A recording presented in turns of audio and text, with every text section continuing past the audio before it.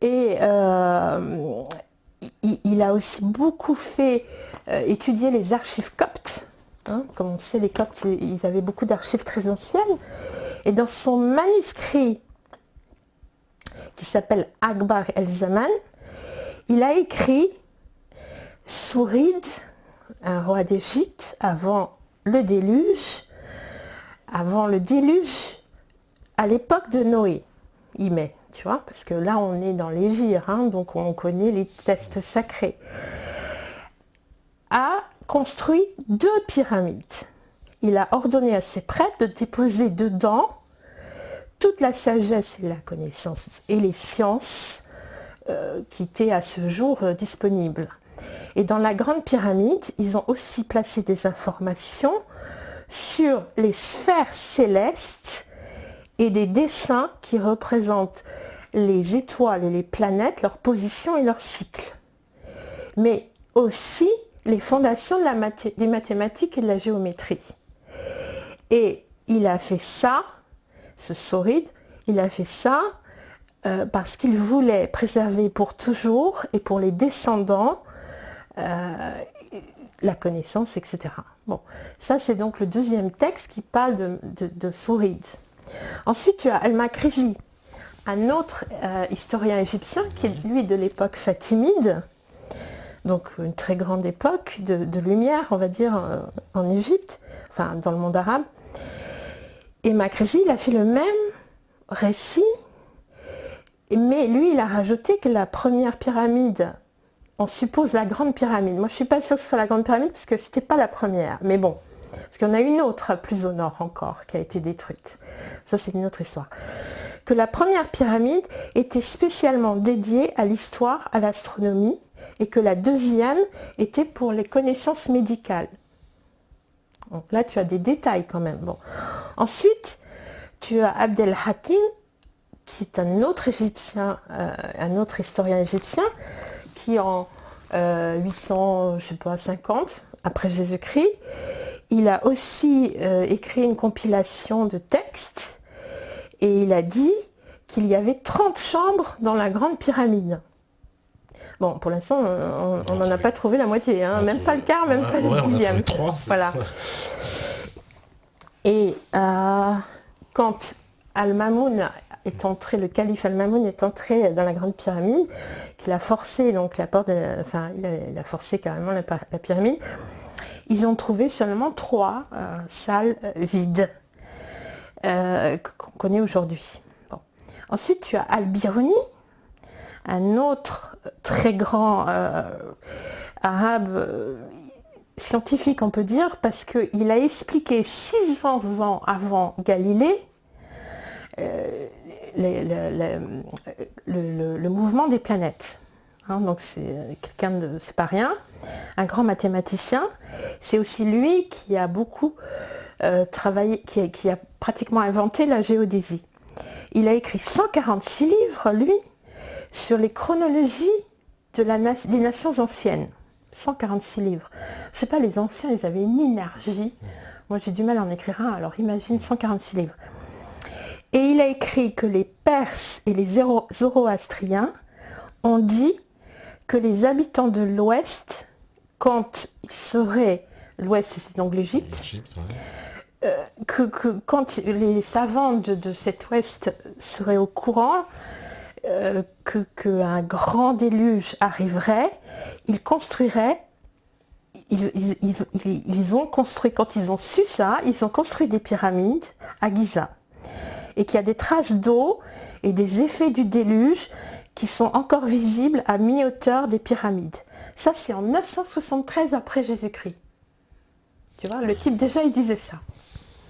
Donc, quand tu trouves des gens aujourd'hui qui disent la même chose, ils ont repris des textes anciens, tu vois. Bon. Ou alors, ils ont été sur le terrain, ils ont constaté des choses comme moi, avec photos à l'appui, études à l'appui. Et tu arrives au même constat, d'ailleurs? Mais bien sûr. Tu as vu ces traces sur les pyramides? Mais tu peux voir les photos, je les ai même mis sur les réseaux sociaux. Ouais. Maintenant, pour parler très sérieusement, il y a un rapport qu'on a écrit avec un Égyptien qui est sur mon site, j'ai Égal Research dans la colonne de gauche. Il y a un rapport, malheureusement il n'est qu'en anglais, j'ai toujours pas eu le temps de le traduire, que c'est un gros rapport. sur toutes les traces d'érosion marine que tu trouves. Pas la pluie, pas d'érosion marine sur le plateau de Giza.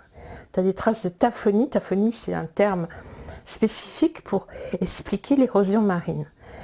Et qui se trouve même au plus haut point du plateau de Giza, c'est-à-dire à la hauteur de Képhren, Mykérinos, la plus petite pyramide sur le temple. Là, tu as des traces incroyables, il y a des photos extraordinaires où je montre l'érosion marine. On a même retrouvé un oursin au sommet du temple qui est au pied de Mykérinos, qui est un oursin entier. Hein. Ce n'est pas des petits morceaux qui étaient dans la formation du sable ou je ne sais pas quoi. On a plein de preuves. Et en plus, tu vois que les anciens, même les Arabes, ils écrivaient là-dessus. Bon. Ensuite, tu as Cicéron. Cicéron, ça parle aux gens. Ouais. 106 avant Jésus-Christ, 43 après Jésus-Christ, ça c'est sa vie, qui était romain donc, qui était un juriste, un orateur, un politicien, un consul romain. Il a dit, dans le chapitre 141 et 142 de son livre Historia Apophthegms, il a dit que les pyramides ont été construites avant le déluge, avant le temps de Noé. Tu vois ? Bon. Et lui, pourquoi il dit ça ? Parce qu'il a été en Égypte très longtemps, il a parlé avec les savants de l'époque, il a vu les choses, etc. Je dirais que tous les grands Romains, tous les grands Grecs sont venus tous en Égypte. Et puis tu as, Platon. Oui, Platon. 427, 347 avant Jésus-Christ. Je donne toujours les dates parce que c'est pour les gens qui ne connaissent pas. Et dans son livre Le Chrysias, il a répété que Solon, le grand politicien grec, donc Solon, qui était de sa famille en plus, dans ses ancêtres, avait vu et entendu 6 siècles avant Jésus-Christ en Égypte, par les prêtres de Saïs. Saïs, c'est dans le nord du delta, il y avait un énorme temple, et tous les Grecs importants allaient venir étudier 2, 3, 4, 5, 7 ans dans le temple de Saïs avec les grands prêtres égyptiens. Et alors lui, il dit que Chrysias, qui représente, qui répète ce que Solon a fait, a vu de ses propres yeux dans les souterrains de Saïs des stèles et des piliers gravés qui parlent de l'Égypte d'avant le déluge et qui parlent de tous ces monuments qui existaient avant le déluge. Tu as Crantor maintenant, j'ai presque fini. Vas-y. Non, mais c'est très intéressant. Mais ça, j'en ai pris que quelques-uns, tu en as des milliers. Donc, tu as Crantor. Alors, Crantor, lui, il est mort en 265 à peu près avant Jésus-Christ. C'était un philosophe grec, très connu. C'était le premier, si je me rappelle bien, le premier suivant de Platon, en fait. Et il a écrit dans des commentaires sur le travail de Platon, il a écrit qu'il est allé en Égypte, qu'il a parlé avec les grands prêtres de Saïs, et qu'il a vu les mêmes textes que Solon et Chrysias, et qu'il peut confirmer tout ça. Tu vois, parce que même à l'époque des Grecs, il y en avait qui disaient mais c'est pas possible, etc. Tu vois. Bon, le doute ne date pas d'aujourd'hui. Hein. Ensuite, pour parler des souterrains, parce que là on était en train de parler des souterrains, toujours, à l'époque moderne, si tu veux, les premières études scientifiques ont été faites en 98, et par des Américains qui sont venus avec du gros matos, le GPR, le radar GPR à l'époque. Voilà, c'est ça, on fait des sondes avec un radar et on a détecté des cavités partout. Ouais. Et il a fait ça à Giza, si tu veux, dans certains endroits, on va dire. Bon. Et ils ont vu une masse mais hallucinante de tunnels qui se chevauchaient, plusieurs étages, enfin partout. Alors moi je tiens à expliquer aussi à ceux qui ne connaissent pas mon travail que le plateau de Giza, c'est pas juste Khéops, Képhren et Mykérinos et le Sphinx. Hein. Le plateau de Giza, il fait 88 km de long, enfin on va dire 100 km pour faire plus simple, du nord au sud, il fait 100 km de long. Et tu as Giza, avec les pyramides que tout le monde connaît, mais c'est un plateau, c'est un ensemble de plateaux qui est coupé par morceaux. Ce sont des îlots qui appartiennent au même plateau, si tu veux. Et tout ça, c'est la même dalle, la fameuse dalle? Non. Attends. La dalle dont tu parles, c'est la dalle qui soutient la pyramide. D'accord. Ça, c'est autre chose. Alors, pour finir avec ta dalle, là, parce que tu reviens dessus, la pyramide est construite donc comme un barrage, c'est-à-dire elle est convexe. Pourquoi? Parce qu'il faut pouvoir supporter des flots qui arrivent à toute vitesse, comme un barrage. D'accord. Et aux quatre coins, tu as des prismaires féminins, masculins, enfin, comment on appelle, encastrés aux quatre coins pour que ça tienne vraiment le choc. Pas seulement pour l'eau, mais aussi pour les tremblements de terre. D'accord? Parce que c'est une terre à tremblement de terre. Il ne faut pas oublier que tu as la plaque asiatique avec la faille en mer Rouge qui fait que ça s'entrechoque régulièrement. Il y a beaucoup de tremblements de terre. Et donc, il fallait aussi construire du solide, donc il ne faut pas oublier cet aspect-là. Il ne faut pas oublier non plus que tu avais les inondations annuelles qui n'étaient pas tristes, parce que l'eau, elle montait énormément, tu vois. Donc, les plus grands spécialistes de l'eau qui monte, ce sont les Égyptiens, parce que toute leur vie, il fallait qu'ils déménagent quand l'eau arrivait, tu vois. Bon, ça explique beaucoup de choses. C'est aussi pour ça qu'ils sont des très grands navigants, les Égyptiens. Les barques, les bateaux, tout ça, ils connaissent très très très bien. Mais parce que tu avais 4 mois de l'année, ils vivaient dans la flotte. Tu vois, pour parler vulgairement. Avec les crues du Nil. Mais oui, tu vois. Et qu'est-ce qu'ils faisaient? Ils montaient sur le plateau pour se protéger de l'eau. Il n'y a pas de montagne. Il y en a, mais très peu, tu vois, de montagnes. Donc on montait sur les hauteurs. Et le plateau de Giza, c'était le seul truc dans le delta qui était élevé. Tu vois? Bon. Ça, on y reviendra si tu veux après, mais ce que je veux dire, c'est que le plateau, géologiquement parlant, c'est la même structure de la pyramide. En fait, il faudrait parler de la pyramide qui est avant, qui est celle d'Abu Rawash, qui est au nord de la grande pyramide, qui était énorme, jusqu'à Fayoum. Ça fait à peu près à vol d'oiseau, ça fait 88 km. Et tu as tout le long plus de 74 pyramides. Tu as Khéops, Khéphren, Mykérinos. Après, ça n'arrête pas. Tu as des îlots pleins de pyramides. Tu as Saqqara, tu as Bossir, mais ça n'arrête pas. Jusqu'à Fayoum, où tu en as encore à Fayoum, les pyramides. La dernière étant celle d'Awara. Tu vois? Donc c'est un plateau couvert sur à peu près 80 km de pyramides. Et donc les pyramides, parce que si, donc ça voudrait dire quoi? Ils ont construit ça pour se protéger, parce que tu me disais dans les textes, ils disent qu'ils auraient... Alors, ça, c'est ce qui est écrit pour les 3 plus grosses. On ne sait pas exactement lesquelles, parce que quand le Romain dit la grande pyramide, c'est possible qu'il parle d'une autre pyramide. Parce que, je te dis, celle d'Abu Rawash était énorme, elle était en plus en hauteur. Quand tu es à Abu Rawash, sur les hauteurs, c'est vrai que c'est une pyramide qui est rarement ouverte au public. Parce qu'il y a beaucoup de, si tu veux, il y a beaucoup de recherches archéologiques toujours à cet endroit. En plus, il y a une zone militaire à côté. Enfin bref, c'est un peu délicat. Et c'est en hauteur. Et quand il y a eu un tremblement de terre, je ne sais plus en quelle année c'était, ils ont pris toutes les pierres de la pyramide, les gens du coin, pour se faire des maisons. Ah oui, d'accord. Donc, tu vois l'intérieur souterrain de la pyramide. Et j'ai écrit. Vous allez sur mon site gigalresearch.com et vous allez dans publications.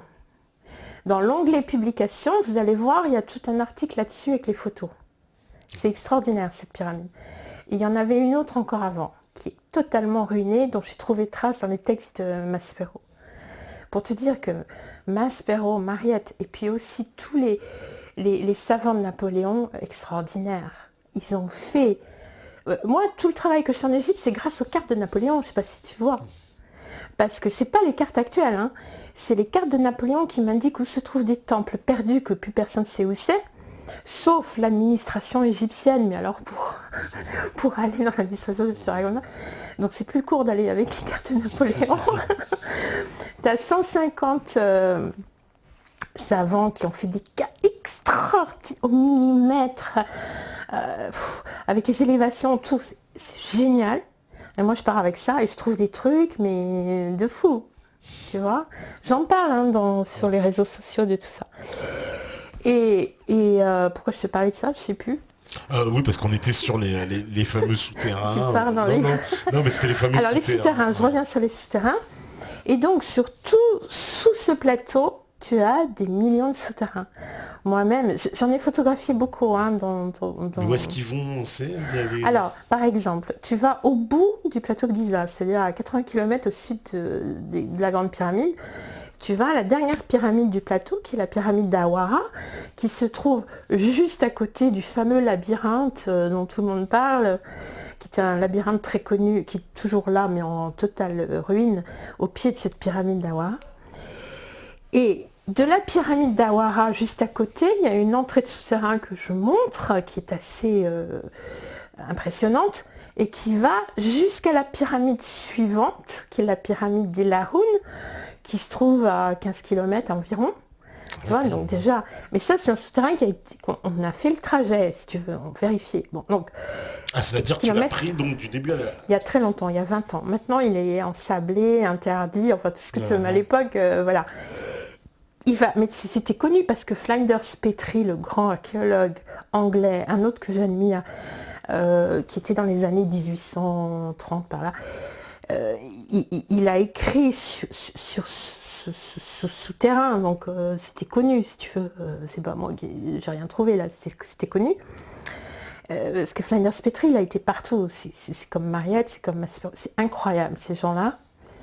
Et je te dis, à l'époque, il n'y avait pas de voiture, il n'y avait pas de... C'est incroyable, incroyable. Ils ont fait des trucs... bon. Donc ça, c'est un souterrain identifié. Mais j'ai vu qu'il y en a plein d'autres, si tu veux, parce que de la pyramide d'Ilahun, qui est une pyramide qui anciennement était un port. Moi, j'ai découvert là des docks, comme on dit en anglais, des quais, voilà. Parce que, alors, le génie des premiers Égyptiens, enfin des très anciens Égyptiens. Là, je te parle toujours de mon pharaon préféré, qui est Amenemhat III, qui, lui, c'était 2000, avant Jésus-Christ, un truc comme ça. Lui, il a construit des systèmes hydrauliques tellement extraordinaires dans tout Fayoum. Fayoum, c'est une dépression, 45 mètres au-dessous du niveau de la mer, énorme, puisque, pour te donner des chiffres exacts, je ne vais pas dire de bêtises, parce que moi, les chiffres et moi, on est fâchés. Le lac de Fayoum, aujourd'hui, il a été très asséché depuis, il fait 200 km². La dépression de Fayoum, elle fait 1800 km². Voire plus, tu vois, c'est un énorme truc, 43-45 mètres sous le niveau de la mer. C'est un oasis, parce qu'il y a une agriculture extraordinaire dans cet endroit. Et ben, pourquoi je te parle de ça? Voilà, parce que par rapport aux travaux d'irrigation qui sont voilà. construits, il a construit, pourquoi il a construit des trucs de fou au niveau irrigation et des canaux pour que les navires puissent passer? Parce que le Nil passe à côté, si tu veux, et tout d'un coup, tu as une dépression, comme ça, tu vois, tu descends, et tu as la dépression de Fayoum avec tout l'oasis dedans et le lac. Qu'est-ce qu'il a fait? Il avait un problème. Sa population mourait de faim 4 mois, 5 mois, 6 mois de l'année. Pourquoi? Parce que quand il n'y avait pas l'inondation, tout devenait sec et il n'y avait plus de poissons. Donc il s'est dit, le Nil, il y avait toujours du Nil, si tu veux, mais enfin, il rapetissait, mais quand même, mais ailleurs, les gens, ils mangeaient plus. Alors, qu'est-ce qu'il a fait? Il a fait creuser une entrée, enfin, c'est peut-être pas lui d'ailleurs, c'est peut-être avant lui. Il a creusé, en tout cas des anciens Égyptiens ont creusé, entre le Nil et cette dépression, un passage, donc des canaux qui sont descendus dans la dépression. Il a construit un énorme lac artificiel, qui n'est pas le lac d'aujourd'hui. Le lac d'aujourd'hui est un lac naturel qui est plus loin, qui est un lac d'eau salée. C'est encore très important à préciser. Ça veut dire que c'est des rémanences d'une ancienne mer. Ah oui. Tu vois, oui, c'est salé. Ouais. Bon. Il a fait descendre cette eau douce du Nil dans la dépression, dans ce lac artificiel, pour que les poissons soient bloqués toute l'année là-dedans, pour que les gens puissent manger toute l'année. Donc tu vois, quand je vois dans les trucs de science-fiction et dans tous les machins qu'on invente aujourd'hui, que les pharaons c'était des gens cruels, machin, etc., ils me font rigoler parce que la première, en tout cas à cette époque-là, peut-être après ça a dégénéré comme partout, mais à cette époque-là, les pharaons étaient préoccupés que par une seule chose. C'était le bonheur de leur peuple, leur donner à manger, que tout le monde ait ce qu'il faut. Tu vois ? Je ne sais pas si tu t'imagines construire un lac artificiel énorme et construire des déclivités énormes, des canaux de plusieurs centaines de kilomètres en pierre, c'est-à-dire plus de pierre que pour construire les pyramides, des barrages, des systèmes hydrauliques qui existent jusqu'à aujourd'hui, qui fonctionnent encore aujourd'hui. Quand j'emmène les gens dans mon voyage à Fayoum, je leur montre tout ça. Tu vois, les preuves de tout ça. Ils voient tout ça, comment ça fonctionne. Mon prochain voyage, c'est début février, d'ailleurs. Et je dis entre parenthèses, je ne perçois aucun argent de ce voyage, tout va aux Égyptiens. Je fais l'écotourisme, voilà. Et donc, ces canaux, uniquement pour arriver à faire passer les poissons vivants du Nil dans un lac artificiel pour qu'ils puissent se servir toute l'année. Tu vois ? Extraordinaire. Et après, il y en a eu un autre qui a creusé un deuxième canal qui va au nord du premier lac jusqu'à la mer Méditerranée, près d'Alexandrie, pour que les bateaux marchands puissent directement, si tu veux, squeezer la partie du Caire, etc., et venir par le sud. D'accord. Donc, tout ça, j'ai trouvé les traces du canal en question au nord du lac. C'est une zone totalement désertique, très difficile d'accès, etc. D'accord. Ben, on va faire une petite pause parce que c'est l'heure, voilà, la régie elle est prête et puis Ils en peuvent plus. je sais que non, pas du tout, non, au contraire c'est passionnant et puis de toute façon oui, je lirai les questions après parce qu'il y a énormément de questions. J'en reçois tous les jours des centaines alors. Ouais, voilà. De toute façon, je pense qu'en troisième partie, on fera une session uniquement questions comme ça, on va laisser Antoine s'exprimer. Il faut aussi parler de l'Égypte moderne. Voilà, donc c'est pour ça que on prendra les questions au fur et à mesure. Ben, en tout cas, la régie, elle est prête. Eh ben, elle est prête. Oui, bien sûr, il est blasé. Allez, à vous la régie. Voilà, donc de retour sur la libre antenne, toujours avec Antoine Gigal pour ces pyramides. J'ai bien vu, donc il y a eu pas mal, on va dire, de questions sur. C'est vrai, tu nous as parlé d'un déluge. Et c'est vrai, beaucoup me disent, mais comment on se fait pour se protéger d'un déluge? C'est quoi? C'est la pyramide qui stoppe les eaux et puis on est dans la pyramide? Mais non, mais ça amène beaucoup de questions. Non, mais je sais bien. De toute façon, il faudrait en parler pendant des jours et des mois et des années. Je suis en train d'écrire un livre rien que là-dessus. Bon, il faut juste un petit peu passer, mais avant, il faut avoir lu les chroniques de Giza pour bien comprendre. Mais pour dire quelques mots ici quand même, parce que c'est une question très intelligente, de toute façon, donc, certaines pyramides, pas toutes, ont été construites comme des barrages pour supporter des flots, comme attesté par les anciens textes. Pourquoi? Mais parce que imaginez qu'un gros déluge arrive. Quand je dis déluge, attention, je parle d'un très gros, parce que des déluges, il y en a eu en mer Noire, il y en a eu en mer Morte, il y en a eu dans toutes les zones géographiques, il y a eu la déglaciation, il y a eu tout ce qu'on veut. C'est très compliqué, mais j'ai tout expliqué aussi dans les chroniques de Giza, les différences et le pourquoi et le comment. Donc c'est tout un travail de synthèse que j'ai fait en 2004, que j'ai pas envie de refaire aujourd'hui, mais que je vais republier bientôt en livre, pour que les gens soient bien clairs. Mais donc, pourquoi? Mais parce que quand vous avez une grande masse d'eau quelque part, et que vous êtes un humain, un pauvre humain qui vivait là avant, et que vous avez eu les moyens de construire ça, ça protège des entrées souterraines. Si vous ne protégez pas des entrées et des sorties, comment vous faites? Parce que le déluge, selon certains scientifiques, a duré 4 ans. C'est-à-dire l'eau, même calme, est restée quand même de 3 à 4 ans. Ouais. Donc, il n'y a plus de forêt. Il n'y a plus rien. Donc comment vous faites le jour où vous sortez, quand vous avez prévu que tout ça allait arriver, si on admet bien sûr que les grands prêtres avaient ces possibilités-là, comme attestent les anciens textes. Moi je parle toujours par rapport aux anciens textes, c'est pas des théories à moi, c'est ce que disent les anciens textes.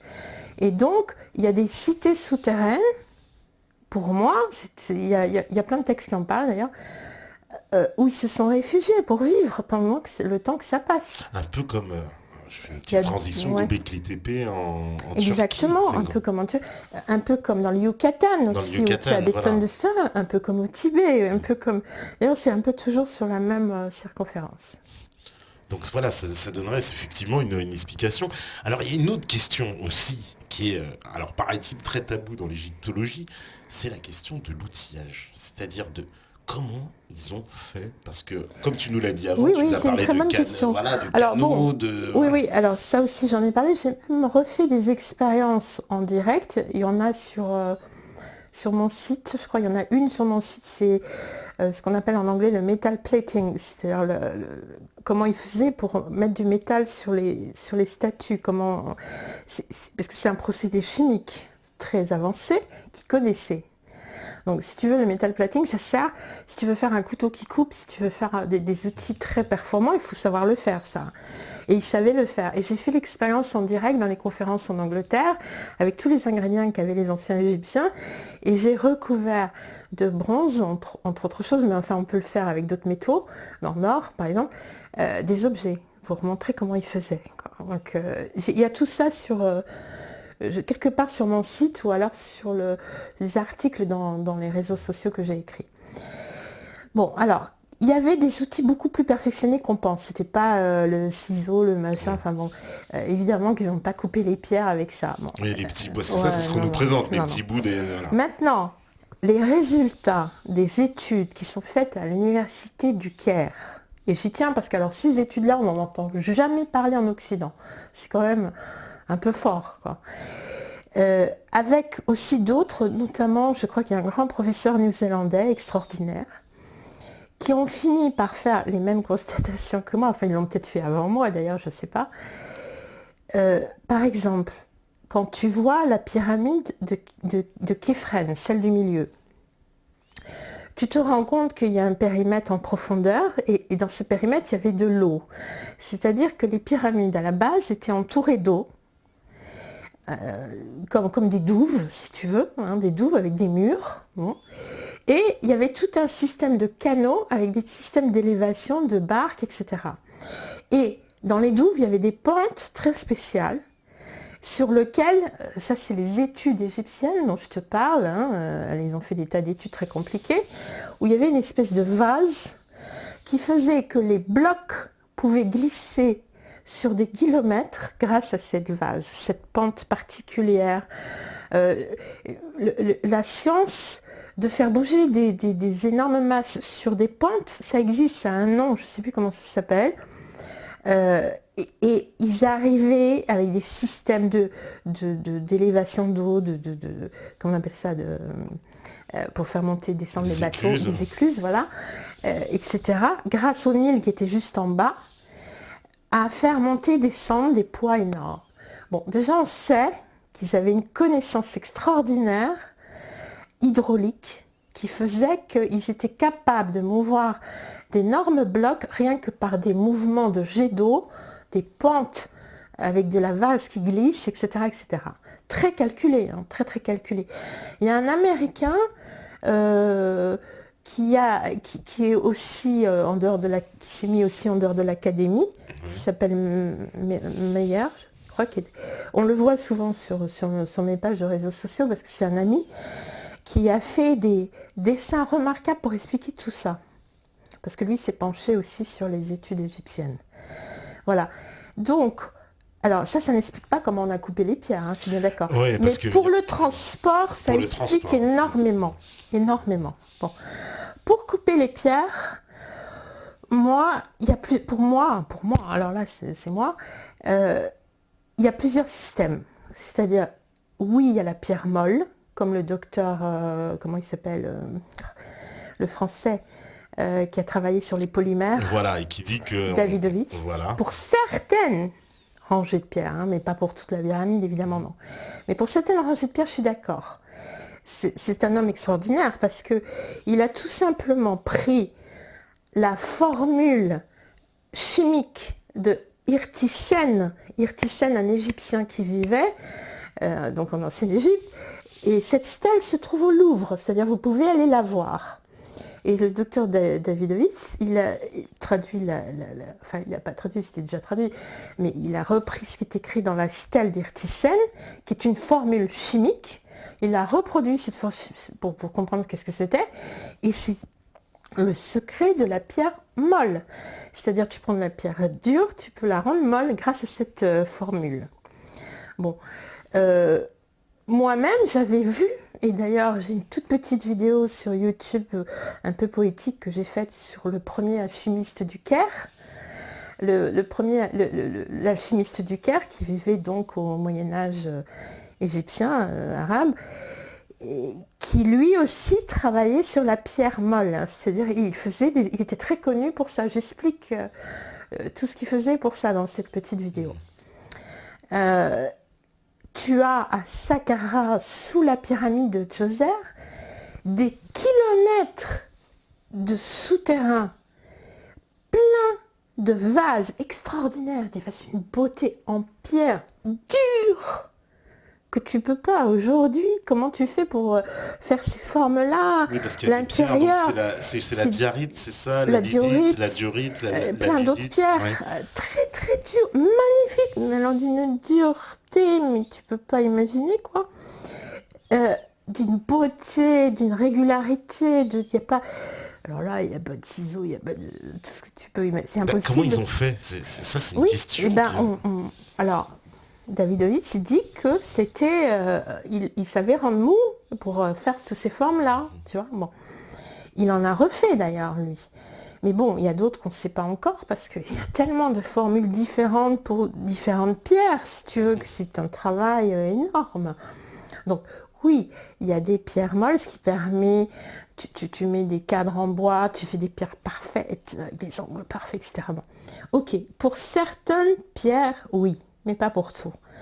Alors, le reste, moi, ce que j'ai trouvé, c'est à Abou Sir, tu as un endroit extraordinaire, qui est un temple solaire, où tu as ces bassines creuses. Alors j'ai entendu toutes les couleurs sur ces bassines rondes, crénelées. Ah oui, oui, on le voit très bien. Alors on nous dit que ce sont pour faire des bains rituels, il y a tout un tas d'explications un peu comme ça. Oui, puis pourquoi pas des sacrifices humains, enfin tu vois, je veux dire, bon, tout et n'importe quoi. Pour moi, en suivant certains textes, et puis mais beaucoup parce que moi, quand je vais sur un site, j'y vais 80 fois. C'est-à-dire, je n'y vais pas qu'une fois, j'y vais 80 fois. Pourquoi? Parce que je sais que la mémoire des lieux parle, tu vois, quand tu es un peu sensible et que donc, tu vas trouver d'autres choses, d'abord, parce qu'on ne voit pas tout en une seule visite, ni en deux, ni en trois. Il faut retourner, il faut réfléchir. Il faut aussi écouter les gens du coin. Il y a aussi toute la tradition orale en Égypte qui fonctionne encore, bon, très peu, mais encore. D'ailleurs, j'ai rencontré les gens de la tradition orale, c'est toute une histoire, il faudra que je raconte. Et donc, ce que j'ai compris, c'est que ces bassines étaient recouvertes d'une feuille d'or, et il y avait des rigoles de ruissellement d'eau qui partaient de toute cette pyramide.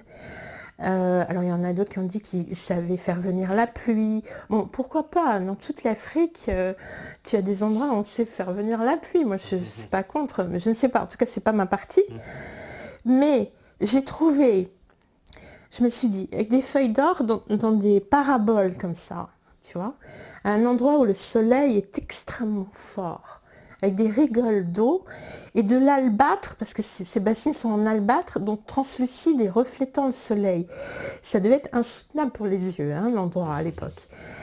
Et tout d'un coup, dans mes recherches, je tombe sur un brevet américain d'un chercheur qui, lui, a trouvé des espèces de bassines un peu du même style, mais au Pérou, et qui, lui, parce que c'est un scientifique, parce que il a un ingénieur en plus, il a refabriqué tout ça, lui, il a mis les feuilles d'or. Alors je vois que je ne suis pas la seule à penser à ça.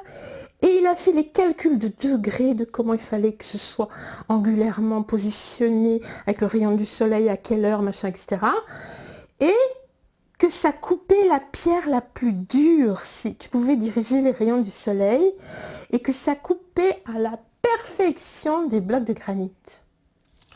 Ah, c'est intéressant. C'est tout un système, tu vois. Bon, ce brevet existe, vous pouvez aller le chercher, patent numéro machin. Bon. Et c'est extraordinaire. Parce que, à mon avis, ça a dû fonctionner, ça. Bon. Ah, donc ce qui pourrait donc expliquer les fameux gros blocs de Si pierre tu très veux, dure. Voilà. si tu veux, il y a plusieurs choses. Alors moi, je sais que la théorie alien, machin, les Flores, etc. Bon. Oui. Bon, on nous en a parlé. Hein. Oui, non, mais c'est pour ça que j'en parle. Je sais que le public, il va en parler de toute façon, c'est clair. Moi, les extraterrestres, il n'y a pas de problème. Je suis sûre qu'on n'est pas tout seul dans l'univers. J'ai aucun problème avec ça. Mais par contre, je vous en supplie, il y a une chose terrible aujourd'hui. C'est que je crois que la plus grande imposture qui existe aujourd'hui, c'est qu'on veut enlever aux humains leur génie. Les anciens Égyptiens étaient des génies. Et leur capacité extraordinaire à faire des choses extraordinaires, l'humain pouvait le faire. Simplement, ils étaient très intelligents et surtout près de la nature. Je parle des premiers Égyptiens, parce qu'après, ça a dégénéré, évidemment. Ce que je veux dire par là, c'est qu'aujourd'hui, on veut nier à l'être humain. On veut nous faire croire qu'on a besoin qu'on est des esclaves et qu'on a besoin de maîtres pour nous sortir de toutes les situations. Excusez-moi, on a un cerveau qui n'est pas bien utilisé, qu'on peut utiliser beaucoup mieux. On a des capacités, quand on veut, extraordinaires. Et il faut rendre aux Égyptiens leur mérite. Pour moi, il n'y a pas de doute, après toutes mes recherches, ce sont vraiment les anciens Égyptiens qui ont fait ce qu'ils ont fait. Mais est-ce qu'on peut dire que cette civilisation égyptienne était supérieurement technologique à la nôtre ou tout au moins équivalent? Alors, ça dépend qu'est-ce que tu appelles civilisation égyptienne, parce que moi je te parle... Les premiers Égyptiens dont tu parles. Oui, mais alors les premiers c'est quoi? Parce que tu vois, il y a eu le déluge. Avant ils existaient aussi. Les anti-déluviens, alors on va dire c'est vraiment les premiers des premiers. Alors là, on tombe dans un problème que je ne peux pas trop te parler, mais je vais te dire un mot quand même, parce que c'est important. Mais après, je vais te dire la suite du début de maintenant, on va dire. Les Égyptiens d'avant le déluge, on ne sait pas trop ce que c'est. On a retrouvé, alors là, attends, je reprenne mes notes pour les dates, parce que sinon, j'ai un problème avec les dates. Mais très important de dire une chose. C'est que on a retrouvé, tu sais, il y a un grand archéologue, je crois que c'est un Américain, je ne sais plus parce qu'il y en a tellement, qui a, c'est pas grave, je vais essayer de retrouver dans ma mémoire, qui a retrouvé des crânes d'olicocéphales, tu sais, ces fameux crânes allongés. Ah oui, les fameux crânes qu'on a retrouvés aussi au Nazca, chez les Péruviens, etc. Oui, au Pérou, etc. Beaucoup à Malte, etc. Et puis ailleurs, dans d'autres pays. Qu'on a retrouvé ça dans le sud de l'Égypte, un très grand archéologue, tout à fait académique. Et pour lui, tu vois, il y a beaucoup d'archéologues académiciens qui sont très avancés, parce que lui, il a dit carrément ça. C'est pas une race à part, mais c'est comme si c'était la race d'avant le déluge. Tu vois, c'est une race de gens qui avaient l'air de commander. Alors, il y a toute l'histoire, quand même, qu'il faut que je précise, parce que ça aussi, j'en ai un peu assez, si tu veux. Enfin, c'est pas que j'en ai assez, mais il y a une telle confusion aujourd'hui avec les romans, avec les thèses de gens qui n'ont jamais mis les pieds en Égypte ou 15 jours en vacances. Enfin, tu vois, je veux dire, c'est vraiment terrible. Je retrouve pas la date, ça m'embête, mais c'est pas grave. Le problème, c'est d'avoir trop de notes. Mais voilà, on va reparler d'une période, l'archéologue français. Voilà. Alors, s'il y a un égyptologue, archéologue, qu'il faut absolument lire tous ses textes, c'est Émile Amelino, tu vois. Alors, les gens ne connaissent pas. Pourtant, c'est un des plus grands archéologues français. Il est mort en 1915, Amelino. Et alors, lui, il s'est intéressé aux premières dynasties. Et il a découvert, si tu veux, qu'il y avait un peuple en Égypte. C'est des fouilles à Abydos, oui. Derrière le temple d'Abydos, où j'ai été beaucoup, où j'ai vraiment mis mon nez. Et il a trouvé qu'il y avait, parce que c'est là qu'on a trouvé qu'il y avait de l'écriture avant Sumer, tu vois. Bon. Il a trouvé qu'il y avait un peuple qui s'appelait les Anou. Bon. Alors attention, parce que tout de suite les gens disent « Ah, il y en a Bah, les Anunnaki, ça y est, c'est reparti. Anunnaki. On recommence. Bienvenue dans la sphère Bon. dissidente. Eh ben non, parce que Anu, on a traduit ça en français Anu, mais c'est Aunu en fait. Hein. Bon, le vrai mot égyptien Aunu. C'était un peuple très avancé, déjà la première dynastie, qui a fondé Esna, c'est une très grande ville égyptienne, Gébelen, que c'est une ville archéologique que je connais par cœur,